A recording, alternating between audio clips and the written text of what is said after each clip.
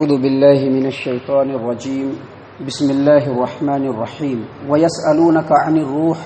قل الروح من امر ربی وما اوتیتم من العلم الا قلیلا۔ اور اے محمد صلی اللہ علیہ وسلم، یہ لوگ آپ سے روح کے بارے میں سوال کرتے ہیں، روح کے بارے میں پوچھتے ہیں، آپ ان سے کہہ دیجئے کہ روح جو ہے وہ میرے رب کے حکم سے ہے اور تم کو بہت تھوڑا سا ہی علم دیا گیا ہے۔ معزز سامعین کرام، یہ سورہ بنی اسرائیل ہے اور سورہ بنی اسرائیل سورہ نمبر 17 سے ابھی آپ کے سامنے آیت نمبر 85 یعنی 80 پر 5 نمبر کی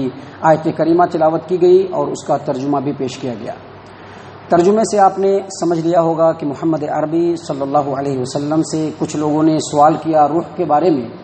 تو اللہ تبارک و تعالیٰ نے اس کے جواب میں کہا کہ آپ اے محمد صلی اللہ علیہ وسلم آپ کہہ دیجئے کہ روح جو ہے وہ میرے رب کے حکم سے ہے اور لوگوں تم کو بہت ہی کم علم دیا گیا ہے۔ معزز سامعین اکرام، اس آیت کریمہ کی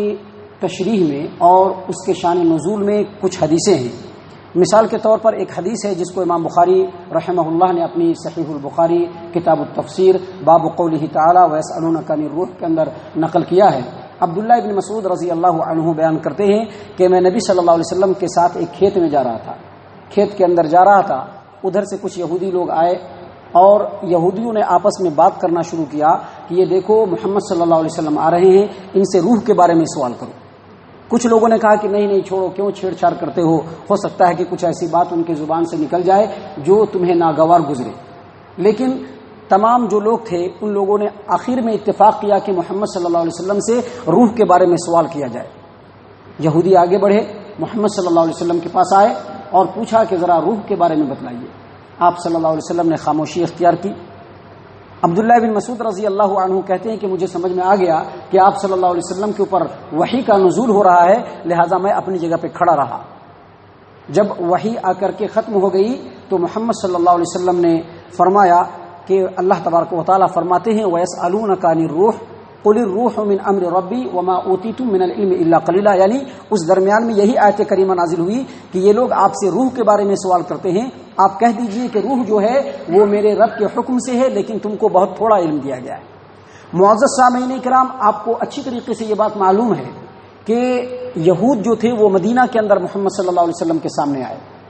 جبکہ اس سورت کے شروعات میں ہی میں نے آپ کے سامنے کہہ دیا تھا کہ یہ سورت جو سورہ بنی اسرائیل ہے یہ مکی سورتوں میں سے ہے اور ہجرت نبوی یعنی مدینے کی طرف ہجرت کرنے کے ٹھیک 1 سال پہلے اس سورت کا نزول ہوا اور اسی کے اندر معراج کا واقعہ بیان ہوا ہے۔ تو سوال یہ پیدا ہوتا ہے کہ یہ مکی جب سورت ہے تو اس میں مدنی آیت کہاں سے آ گئی؟ تو اس کا جواب یہ ہے کہ اس کے علاوہ بھی کئی سورتیں ہیں جس میں بہت ساری مدنی آیات ہیں، اور سورتوں کے اندر جو آیات ہے اور جو اس کی ترتیب ہے یہ کسی انسان کی طرف سے نہیں ہے بلکہ اللہ کے حکم سے ہے۔ جب کوئی سورت یا جب کوئی آیت نازل ہوتی تو اللہ تبارک و تعالی محمد صلی اللہ علیہ وسلم کو ہدایت فرما دیتے کہ اس سورت کو یا اس آیت کو فلاں جگہ کے اوپر رکھا جائے۔ تو یہ جتنی بھی آیتیں ہیں یا ان آیتوں کی جو ترتیب ہے یہ اللہ تبارک و تعالی کی طرف سے مقرر ہے، اور اس مکی سورت کے بیچ میں یہ ایک مدنی سورت ہے۔ محترم سامعین کرام، اس سلسلے میں ایک اور روایت ہے جس کو امام ابو جعفر ابن جریر طبری رحمہ اللہ اپنی تفسیر الطبری کے اندر نقل کرتے ہیں۔ اکرمہ تابعی بیان کرتے ہیں کہ جب نبی صلی اللہ علیہ وسلم سے یہودیوں نے روح کے بارے میں پوچھا تو اللہ کے رسول صلی اللہ علیہ وسلم پر یہ آیت کریمہ نازل ہوئی کہ لوگ آپ سے روح کے بارے میں سوال کرتے ہیں، آپ کہہ دیجئے کہ روح میرے رب کے حکم سے ہے اور لوگوں تم کو بہت تھوڑا علم دیا گیا ہے۔ تو یہودیوں کو بڑا برا لگا، انہوں نے محمد صلی اللہ علیہ وسلم سے کہا کہ آپ کا کیا گمان ہے کہ ہم کو بہت تھوڑا علم دیا گیا ہے، حالانکہ ہمارے اوپر تو توریت کا نزول ہوا ہے، ہم لوگوں کے درمیان میں توریت کا نزول ہوا ہے، اور توریت کی خصوصیت یہ ہے کہ وہ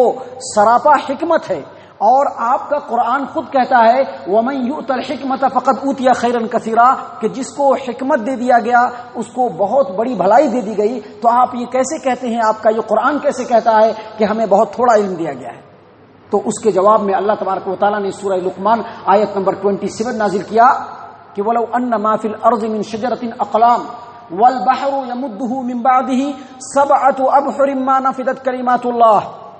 یعنی آیت کریمہ کا مطلب یہ ہے کہ اگر اس روئے زمین پر جتنے بھی درخت ہیں سب کے سب پین بن جائیں اور سمندر جتنے بھی ہیں سب کے سب سیاہی بن جائے اور اسی کے بقدر 7 سمندر اور ملا دیا جائے اور وہ سب کے سب سیاہی بن جائے اور سب مل کر کے اللہ تبارک و تعالیٰ کی حکمت کو، اللہ تبارک و تعالیٰ کی باتوں کو، اللہ تبارک و تعالیٰ کی صفات کو لکھنا شروع کر دے تو سیاہی ختم ہو جائے گا، لیکن اللہ تبارک و تعالیٰ کی بات ختم نہیں ہوگی۔ اس کے بعد محمد صلی اللہ علیہ وسلم نے فرمایا، دیکھو لوگو، تم کو جس قدر علم دیا گیا ہے اگر بہت زیادہ ہے اور اس علم کے ذریعے سے تم نے جہنم سے نجات حاصل کر لیا، وہی علم بہت ہے اور وہی علم طیب ہے، لیکن اس کے باوجود اللہ کے علم کے مقابلے میں بہت تھوڑا ہے، بہت ہونے کے بعد بھی تھوڑا ہے۔ محترم سامعین کرام، ایک اور روایت ہے جس کو عبداللہ ابن عباس رضی اللہ عنہما بیان کرتے ہیں اور اس روایت کو بھی امام طبری اپنی تفسیر الطبری کے اندر نقل کرتے ہیں کہ یہودیوں نے محمد صلی اللہ علیہ وسلم سے پوچھا کہ آپ بتلائیے کہ روح کسے کہتے ہیں؟ روح تو انسان کے جسم میں ہوتا ہے، پھر روح کو عذاب کیسے ہوگا؟ اللہ کے رسول صلی اللہ علیہ وسلم خاموش رہے۔ جبرائیل امین علیہ السلام آئے اور یہی آیت کریمہ نازل ہوئی کہ قل الروح من امر ربی، اے محمد صلی اللہ علیہ وسلم آپ کہہ دیجئے کہ روح جو ہے وہ میرے رب کے حکم سے ہے اور تم کو بہت تھوڑا علم دیا گیا ہے۔ تو یہودیوں نے پوچھا کہ یہ جو بات آپ ابھی بیان کر رہے ہیں یہ کون لے کر کے آیا؟ کہا کہ یہ جبرائیل امین علیہ السلام تھے جو میرے رب کے پاس سے یہ حکم لے کر کے آئے۔ کہا کہ جبرائیل تو ہمارا دشمن ہے، ہم ان کی بات نہیں مانیں گے۔ تو اللہ تبارک و تعالیٰ نے سورۃ البقرہ آیت نمبر 97 نازل کی، قل من كان عدوا لجبريل فإنه نزله على قلبك بإذن الله مصدقا لما بين يديه وهدى وبشرى للمؤمنين۔ یا محمد صلی اللہ علیہ وسلم آپ کہہ دیجئے کہ جو یہ کہتا ہے کہ جبرائیل اس کا دشمن ہے اس کو غصے سے مر جانا چاہیے، کیونکہ یہی وہ جبرائیل ہے جو اللہ کے حکم سے اللہ کی وحی کو، اللہ کے پیغام کو اے محمد صلی اللہ علیہ وسلم آپ کے دل پر اللہ نازل فرما رہا ہے، اور یہ جو پیغام ہے یہ مومنوں کے لیے ہدایت ہے، بشارت ہے اور اپنے سامنے کی تمام کتابوں کی تصدیق کرنے والی ہے۔ معزز سامعین کرام، یہ اس آیت کریمہ کے تعلق سے جو شان نزول ہے وہ آپ کے سامنے پیش کیا گیا۔ اب سوال یہ پیدا ہوتا ہے کہ روح کسے کہتے ہیں؟ تو قرآن کریم کے اندر کچھ آیات ہیں جن کو سامنے رکھنے سے پتہ چلتا ہے کہ روح جو ہے وہ اللہ تبارک و تعالیٰ کی وحی ہے، یعنی اللہ جو حکم نازل فرماتا ہے وہ روح ہے۔ جیسا کہ اللہ تبارک و تعالیٰ نے قرآن کریم کے اندر فرمایا وَكَذَلِكَ أَوْحَيْنَا إِلَيْكَ رُوحًا مِّنْ أَمْرِنَا، اسی طرح سے ہم قرآن کریم کو اپنے حکم سے نازل کیا، یعنی اس قرآن کریم کو اللہ تبارک و تعالیٰ نے روح کہا۔ اور بعض قرآنی آیات سے پتہ چلتا ہے کہ روح سے مراد جبرائیل امین علیہ السلام ہے، لیکن اہل علم میں سے اکثر کا اور قرآن کریم کے آیات کے مطابق روح سے مراد وہ نفس ہے جو انسان کے جسم کے اندر داخل کرتے ہیں اللہ تبارک و تعالیٰ، جیسا کہ امام سہیلی رحمہ اللہ اپنی کتاب اور روض العنف کے اندر بیان فرماتے ہیں کہ روح جان ہے یا جان روح ہے، اس کے بارے میں اہل علم نے اختلاف کیا ہے۔ اور پھر امام سہیلی فرماتے ہیں کہ روح بالکل ایک باریک ہوا کی طرح سے ہے، جس طرح سے باریک ہوا ہوتی ہے جو چلتی ہے اور کہیں بھی داخل ہو جاتی ہے، اسی طرح سے روح بھی ایک باریک چیز ہے جو انسان کے جسم میں سرایت کر جاتی ہے، جس طرح سے پانی جو ہوتا ہے وہ درخت کے اندر سرایت کر جاتا ہے۔ پانی برستا ہے، زمین اس کو جذب کرتی ہے اور اسی زمین کے ذریعے سے درخت کے جڑوں میں پانی جاتا ہے اور وہ درخت کے اندر اس کے رگوں میں، اس کے ریشوں میں دوڑنا شروع کر دیتا ہے۔ امام سہیلی مزید فرماتے ہیں کہ روح جو ماں کے پیٹ میں جب بچہ ہوتا ہے، جب اس کو روح ڈالا جاتا ہے تو وہ روح جو ہوتا ہے وہ نفس ہوتا ہے، لیکن یہ نفس کب بنتا ہے؟ جب جسم کے اندر داخل ہو جائے، اور جسم کے اندر داخل ہونے کی وجہ سے جسم کے اندر جو صفت ہے اس کو وہ کیچ کر لے۔ مثال کے طور پر اللہ تبارک و تعالیٰ نے کسی انسان کے مقدر میں لکھ دیا ہے کہ وہ برا ہے، تو وہ روح اس کے جسم میں جاتے ہی برا بن جاتا ہے، نفس امارہ بن جاتا ہے، امارۃ بالسوء، برائی کا نفس بن جاتا ہے۔ اور وہی جنین جس کے مقدر میں اللہ تبارک و تعالیٰ نے نیکی لکھ دیا ہے، جب وہ روح اس کے جسم میں جاتا ہے تو وہ نفس مطمئنہ بن جاتا ہے۔ بالکل اسی طرح سے